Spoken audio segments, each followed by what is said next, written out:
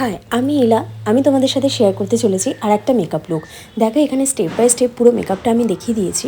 ফার্স্টে আমি একটা অয়েল ম্যাসাজ করে নিয়েছি এবং আমি দেখো আইব্রোটা ড্র করে নিয়েছি। আইব্রো পোমেডটা হচ্ছে অ্যানেস্থেশিয়ার, ওটা দিয়েই আমি করি। আমার পার্সোনালি ওটা ভীষণ পছন্দের। সাথে আমি করে নিলাম একটা নিউড আই মেকআপ, একটা শিমারি, যাতে একটু গ্লো এফেক্ট দেয়। তারপর দেখো আস্তে আস্তে শিমারের ওপর থেকে আমি একটা কালার অ্যাপ্লাই করলাম, যাতে সুন্দরভাবে ওটার কালারটা মানে ওপর থেকেও বোঝা যায়। তারপর হালকা একটু কাজল স্মাজ করে দিচ্ছি আমি চোখের ঠিক নিচে।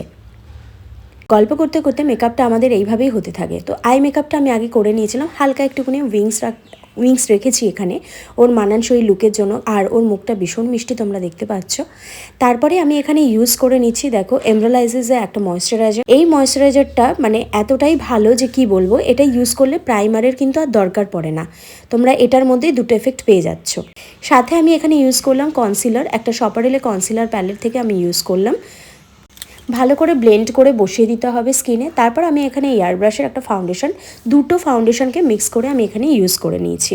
তারপর দেখো শপারেলের একটা কনসিলার দিয়ে আমি এখানে হাইলাইট করে নিচ্ছি।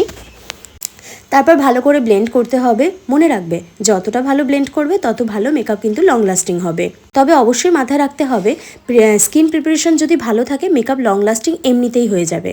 তারপর দেখো এখানে সুন্দর সুন্দর গয়নাগাটির একটা ছোট্ট ভিডিও ক্লিপস নিয়ে নিয়েছিলাম। আর সাথে এই ফুল মেকওভার। দেখো শাড়িটা কেমন লাগছে বলো, কি সুন্দর না শাড়িটা। তো এখানে দেখো মেকআপটা ফুল ডান হয়ে গেছে, একদম সিম্পল মেকওভার রেখেছি। এটা রিসেপশনেও কিন্তু সবাই এখন ক্যারি করছে। এই মেকওভারটা আর এই যে শাড়ি ড্রপিংয়ের যে স্টাইলটা, এটা একটু অন্যরকমভাবে করেছে। আর মেকআপটা একটা গ্লোই ফিনিশ দিচ্ছে, দেখো একটা গ্লাস ফিনিশ দিচ্ছে।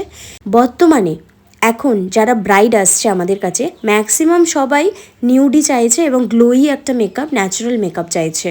তো হালকার ওপর হেয়ারস্টাইলটা করেছিলাম, পেছনটা কার্ল করে দিয়েছিলাম। আর এই ছোট্ট ভিডিওটা নিয়েছিলাম শ্যুটের টাইমে। তো হাতে একটা প্রদীপ দিয়েছিলাম, ভাবলাম যে ভালোই লাগবে ফটোশ্যুট হলে। তো দেখো এটারই একটা ছোট ভিডিও ক্লিপস আমাদের সাথে শেয়ার করলাম। কেমন লাগছে অবশ্যই কিন্তু